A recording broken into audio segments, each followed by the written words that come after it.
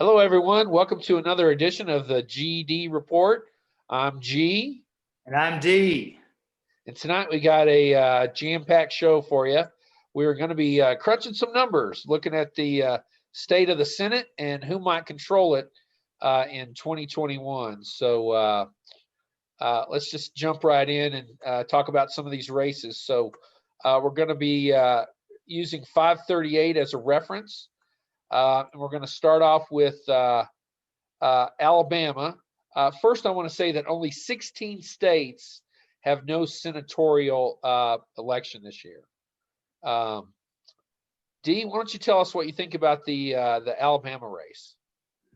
Well, Alabama's was probably target number one for the Republicans this time, and Right. with the makeup, I think Trump won the election in 2016 by about 20 points, and been skewing Republican for a long time.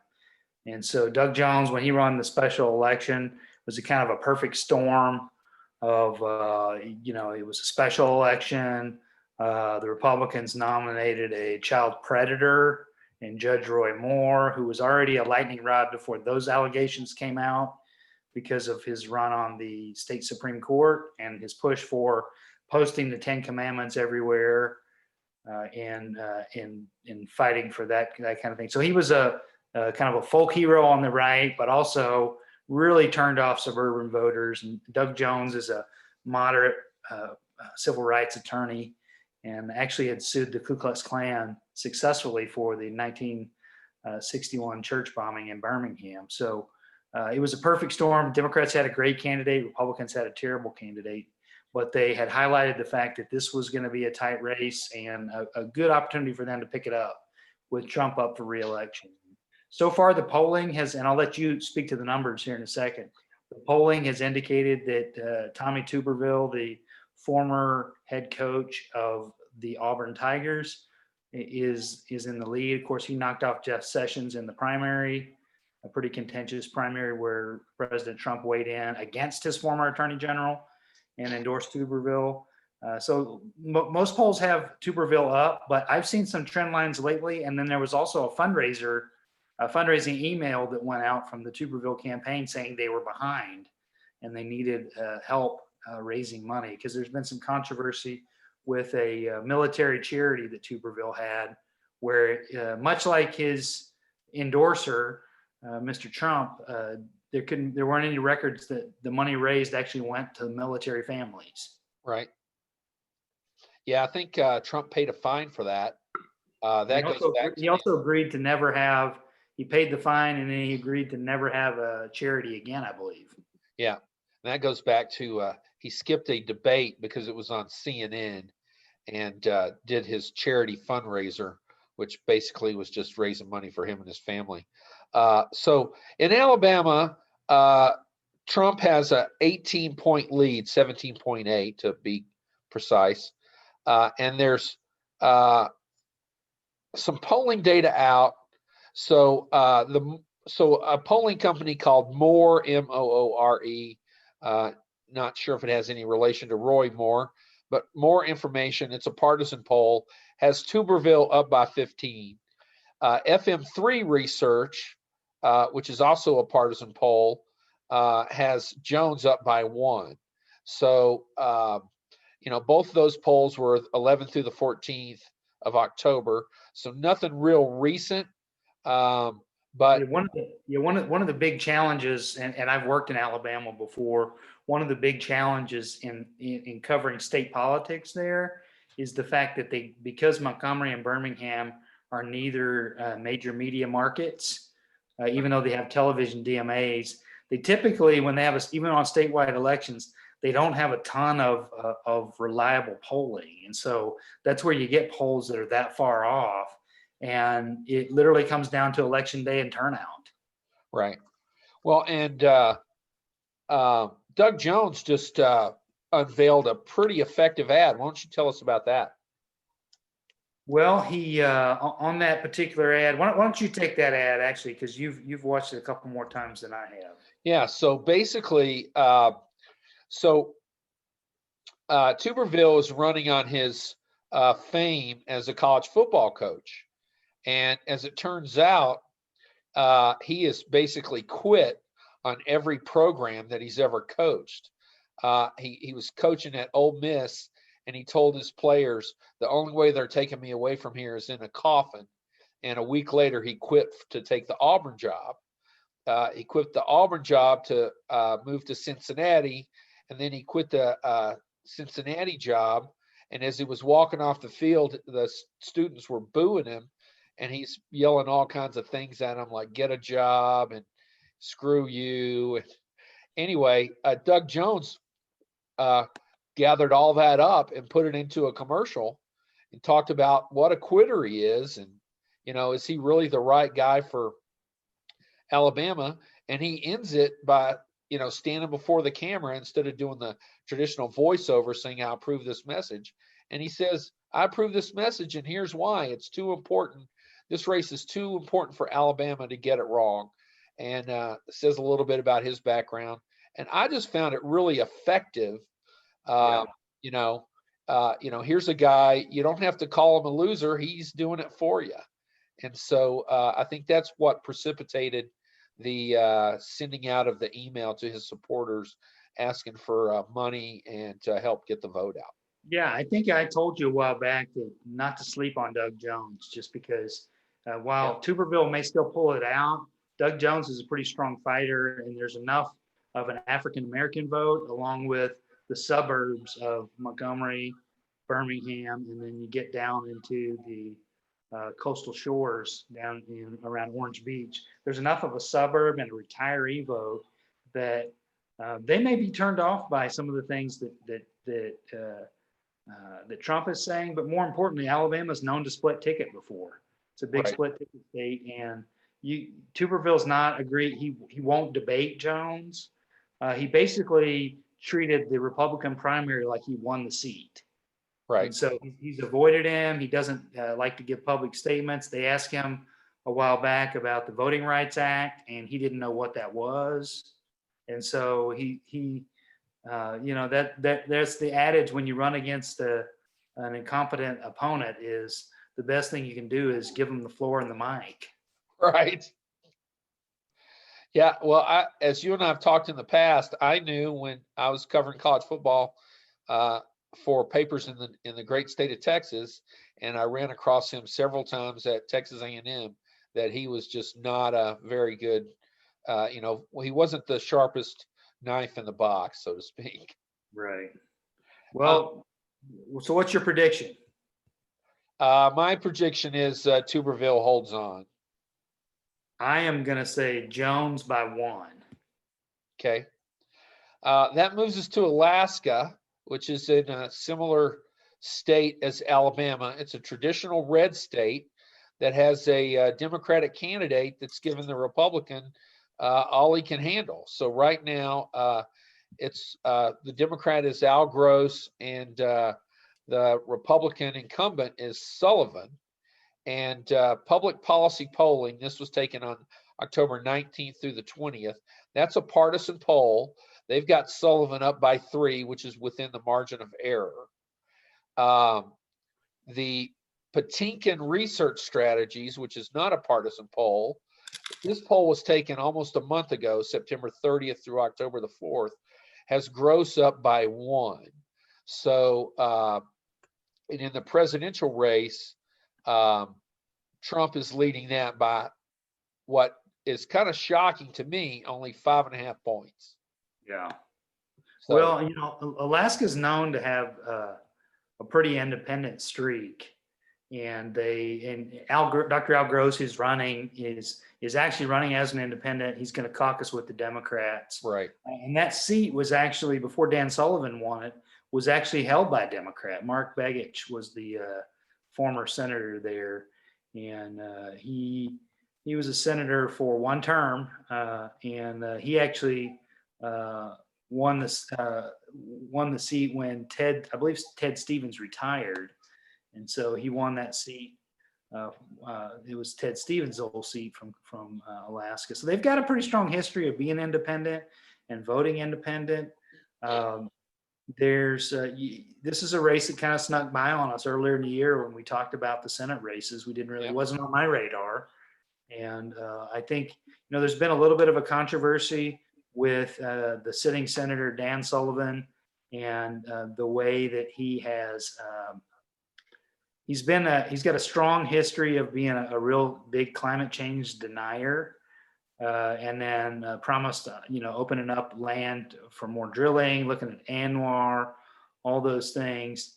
And then Sullivan has been saying in public that he's not in favor of a site called the Pebble Mine. And majority of Alaskans actually oppose the mining there.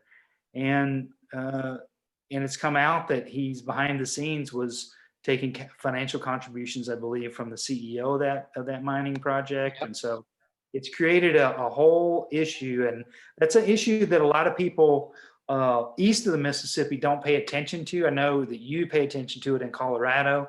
We don't have a ton of it here. It doesn't come up that often in Oklahoma, but particularly in the Senate race in Montana, which I'm sure we'll talk about, but the Senate race in Arizona, the Senate race in Alaska, the public lands issue is a huge issue.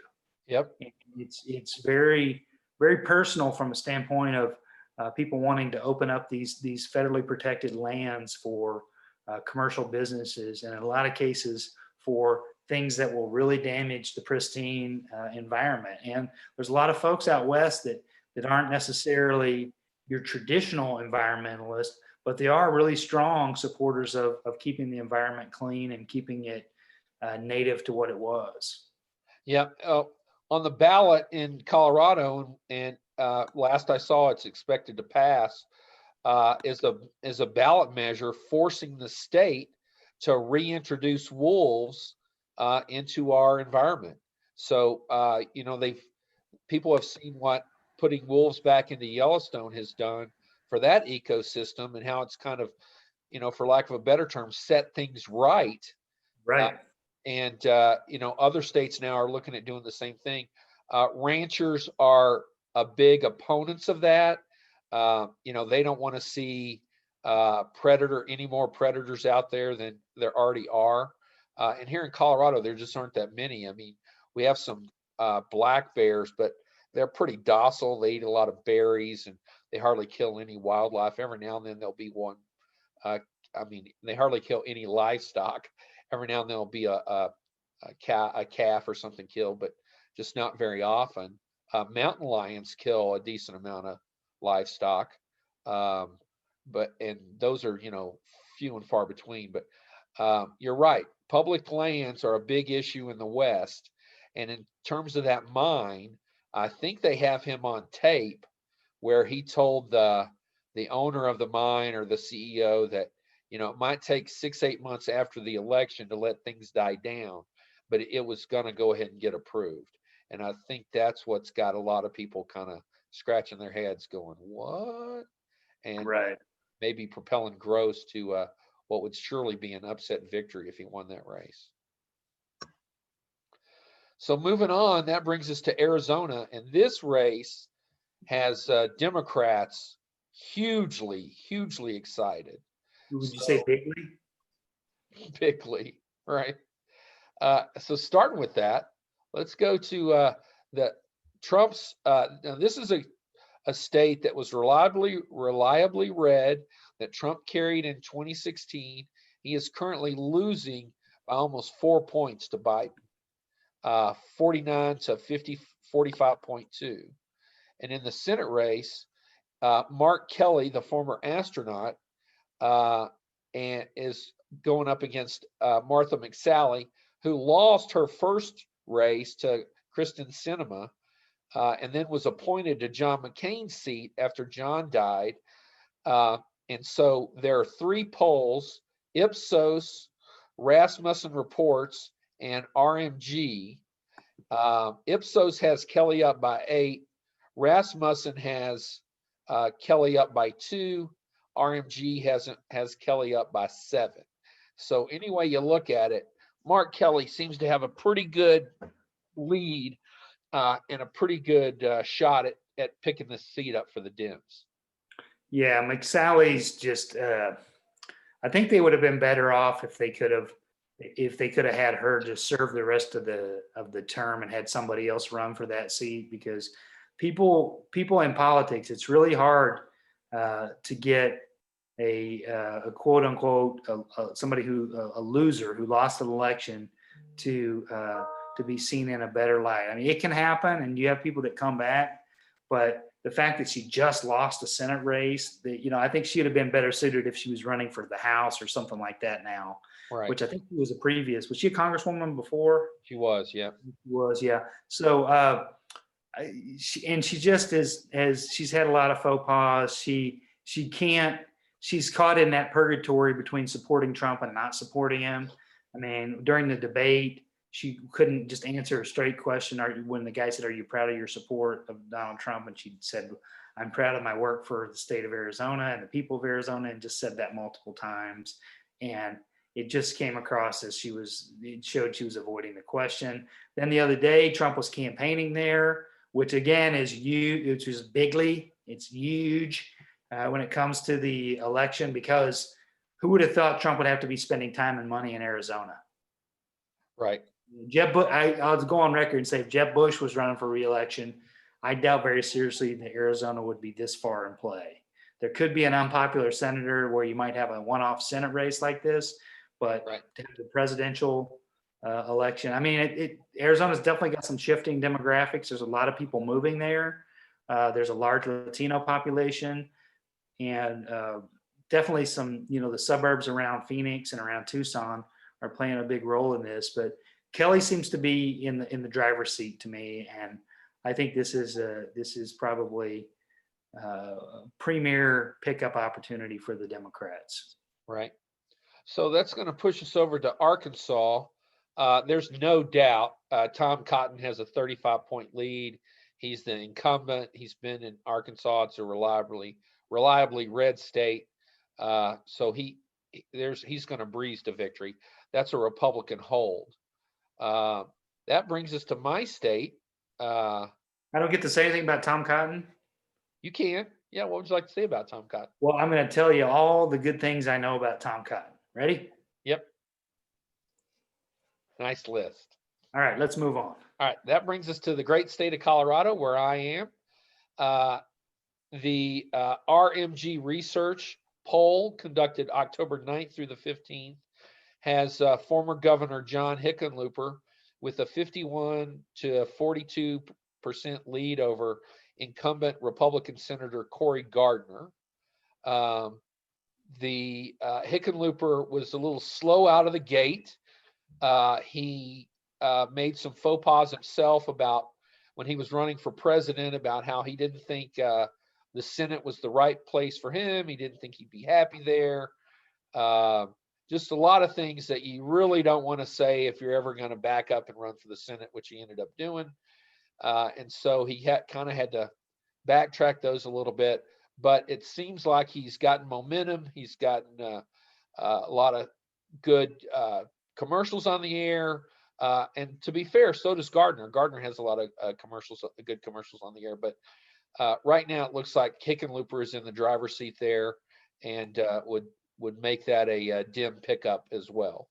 Yeah, I think the big, and that's one thing that's different this year in the presidential polling. And I know we're talking about the Senate, but people are comparing and they're saying, well, in a lot of states, Biden's lead is not where Hillary Clinton's lead was last time, or is about where it was. You know, it's not that different. It's not that many points different. But the big difference is in a lot of polls, and you see with Hickenlooper there, is they've gotten to that 50-51%. Right. If you get to that majority percent, it doesn't matter. I mean, obviously there's play in the numbers, but when you get to that point, and when the undecideds are so low, it's tough for the person on the underside to come back up enough to beat it. Right. And as I heard a report a couple days ago that basically said the percentage of undecideds is less than 3% for this race. For this year's races for 2020. I think Cory Gardner is going to be looking for a new career. Yeah. Well, he can always get a job at the BLM, which he moved out to Grand Junction. True enough. close to And where he lives. absolutely, absolutely. I'm sure he'll land in a nice lobbying position of some kind. Oh yeah, they usually do. All right, what's So next? Delaware is next. That's Chris Coons' seat. Delaware, reliably Democrat. He's got a 30-point lead, similar to what Tom Cotton had in Arkansas. Incumbent, and he's going to breeze to victory. Absolutely. You want to say anything about Chris Coons? No, he's a Joe Biden style Democrat, moderate. He got a pretty strong history of working across the aisle, but Delaware is going to be blue all the way. Right. Before we go to the next state, I want to throw in some presidential polling for Florida. Right now, 538 has Biden up in Florida 3.6%. And that is a little bit of a bump, about a 0.5% from where he was just a couple days ago. So it looks like Biden might be on the road to taking Florida, which, as you and I have discussed, if that's the case, then it's going to be a long night for Mr. Trump. Yes, absolutely. So that brings us to an interesting state this year, the southern state of Georgia, which is usually a reliably red state, but it's got 2 Senate seats up for grabs this year. And why don't you tell us about those? Well, we've got, as you mentioned, 2 races happening.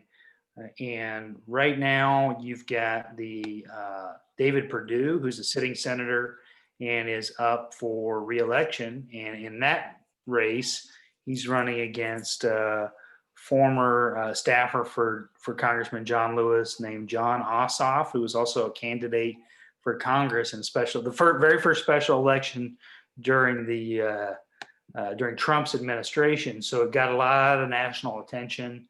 It got a lot of promo. He almost won that seat. I forget the number of the seat, the district, but Karen Handel, who had a history with the Komen, Susan G. Komen Cancer Society, and was very anti-Planned Parenthood. And then in 2018, Lucy McBath beat her and won that seat back to the Democrats. But Jon Ossoff, young upstart, very strong candidate, got a lot of youth, a lot of energy.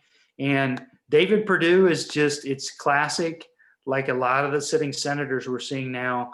They didn't anticipate a close race. I don't think the Perdue campaign anticipated a close race at all. They thought they could just be fairly quiet, sit back, and just be breezed to reelection. Hey, we're in Georgia, right? Well, right. The energy from 2018 with the hangover that the state had from Brian Kemp stealing the governorship from Stacey Abrams by disenfranchising voters has really empowered a lot of registration, a lot of activity, a lot of early voting. And Perdue, his missteps have been huge. He sent out, I believe he had an ad or an email that had some anti-Semitic things, and Ossoff is Jewish. And so he had some anti-Semitic content in those and had to disavow those and say it wasn't him. And then most recently, he was at a campaign speech with President Trump, and he made fun of Kamala Harris, the vice presidential candidate, made fun of her name and played around with the name and joked, mocked it a little bit. And it was very reminiscent of George Allen in the Senate from Virginia when he made fun of the Pakistani American who was working for his opponent's campaign, and he called him a racial slur based out of Algeria. And so these kind of missteps have been huge fundraisers for Ossoff. They've been huge attention getters. And it's gotten to the point with Perdue where the latest polling I saw, and you can tell me the averages, but I saw a poll recently that had Ossoff up by 1. And in a seat that was supposed to be most reliably Republican. Right. So Survey USA, which you and I have discussed, I really like their polling methodology. In a poll October 8th through the 12th, they have Ossoff up by 1. Quinnipiac in a poll 8th through the 12th has Ossoff up by 6. a partisan poll, Gearin Hart Yang Research Group, in a poll taken the 11th through the 14th, has Ossoff up by 5. So, so it looks like Ossoff might take that seat, which would be a huge pickup for the Dems. And then tell us about the other seat that's up for grabs, Dee. Yeah, the other seat is Johnny Isakson, who had to retire because of health reasons. It was a special election. We've talked about it before on the podcast, but Kelly Loeffler was appointed by Brian Kemp. He was not who Trump wanted him to appoint. He wanted him to appoint Doug Collins from the House. Now Doug Collins is running as well as Kelly Loeffler. It's what's known as a jungle primary, which means everybody from every party runs in one election. And it ends up with there's two main Republicans, which I mentioned, Doug Collins and Kelly Loeffler, and then on top of that there are two main Democrats. You have Reverend Raphael Warnock, who's the pastor at Emmanuel Baptist Church right there, which is Dr. King's home church in Atlanta, and then you've got Matt Lieberman, who's the former he's a teacher and son of former U.S. Senator and vice presidential candidate Joe Lieberman. Right. So it's a winner take all, as long as, here's the caveat, and I got to go back to the other race in a second, but as long as you get 50.1%. If you do not get 50.1%, there's a runoff in January. And by the way, that applies to the other election too. Right. So if Ossoff doesn't get 50% or Perdue doesn't get 50%, which there's a good chance that they won't, because there's also a really strong libertarian candidate in that race. Right. And so, Ossoff, if Ossoff, gets 49 and Perdue gets 48, we're going to have a runoff, and most likely the other seat, the jungle primary, you're going to have a runoff in that as well. And you're going to end up with two runoffs in Georgia that take place in January. Now, we'll look at the numbers in a little bit, but think about where we could be sitting in January. Say Joe Biden wins. Say it's 49-49 with two Georgia seats open. I mean, it could be, you talk about, first of all, it'd be a boom to the Georgia economy. All the Republican and Democrat dollars going in there. Right. Yeah, that would be huge. That would be a huge boost to the economy. So right now on the multi-candidate side, Reverend Warnock was in the lead last I saw, but he did not have, it was a plurality. He did not have a full majority. So he was about 41%. And then both Collins and Loeffler were in the 20s each. There's a lot of pressure from the Democratic side to try to get Lieberman to drop out. He says he will not do that. But if he could drop out, he was polling around 8-9%. He could get Warnock very close to 50% if he were to drop out and endorse. And then you've also got the play between the other two. And it's gotten really nasty between Loeffler and Collins. And so I don't see either one of them being willing to eat crow and drop out. So I think you're going to see a fight to the death there. And what's weird, it could be like one of, if it goes to a primary, one of them could have 21%, one of them could have 20%. And so 1 percentage point in the vote can make the difference of who the Republican nominee is to go on to the primary, which goes back to that point where we talk about all the time. Every vote matters. Every vote counts. Yep. Well, in current polling, Emerson College, this was taken October 17th through the 19th, has Warnock up by 5.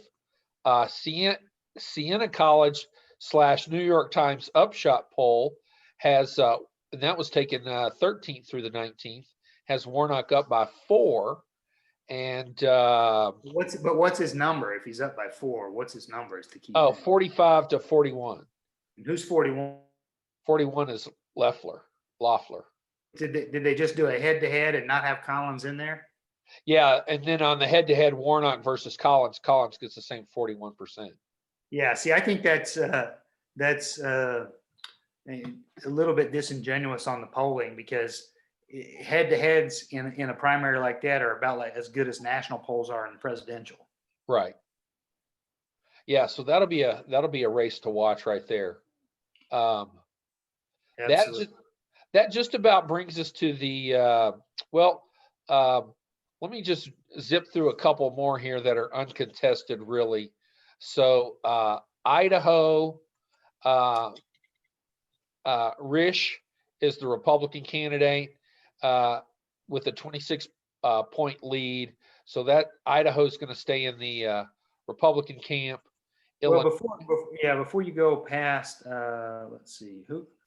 Uh, just one quick thing on Idaho.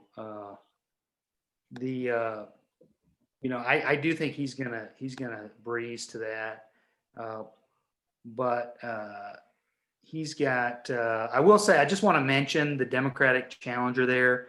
It's Paulette Jordan, and right? it's you got a big uphill battle for that. The Democrats haven't held a seat in Idaho, a Senate seat since 1974, but she is one of the first major party candidates that's Native American, and so just wanted to point that out. She's a member of the Coeur d'Alene Tribal Council, and so got some really strong. I think she has a bright future, and as the public lands debate comes about and rights and things like that, I think there's going to be a bright future for Jordan in politics. I just want to mention her. I do think Risch is going to breeze to that, though. Right. That'd take us to Illinois, where Durbin has a 19-point lead. Illinois is a firm Democratic state, and Dick Durbin doesn't look to have any trouble right there. So it's a long slate of senators up for reelection, or this year. The Dems have a decent chance, I think, of retaking the Senate, but we're going to stop right there, and we'll pick up the rest of these races in another podcast here shortly. Everybody be sure and get out and vote. As we talked about, election day is going on now. Most states have early voting or mail-in absentee voting, so make sure and do your part and vote.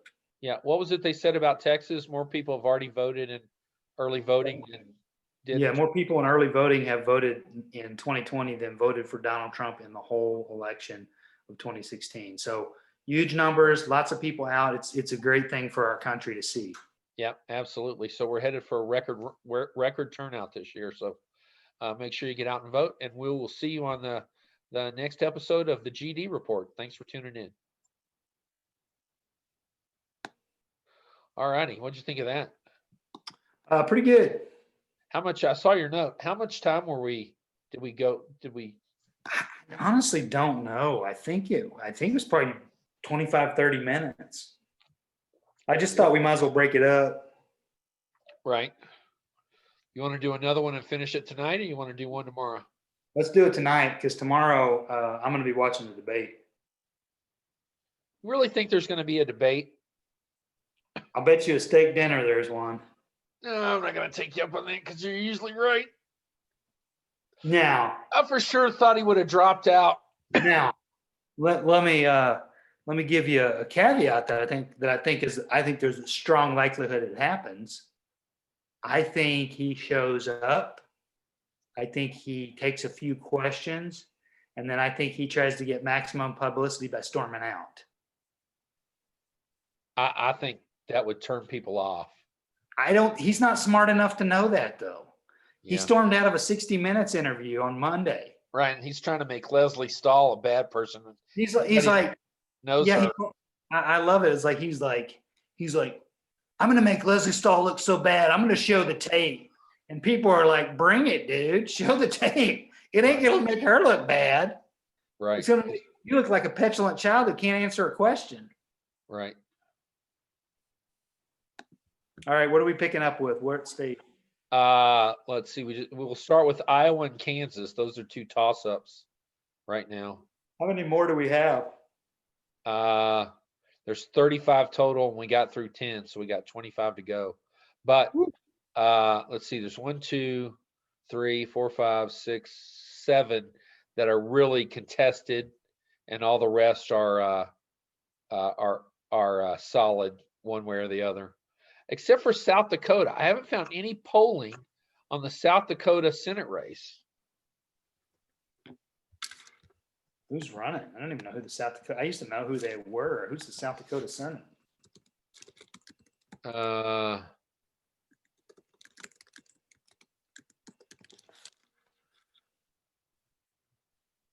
Mike Rounds versus Daniel Ahlers, Ahlers.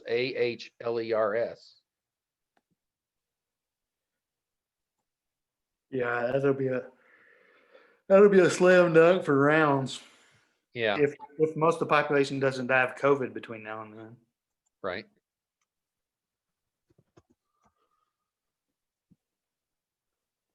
Let's see.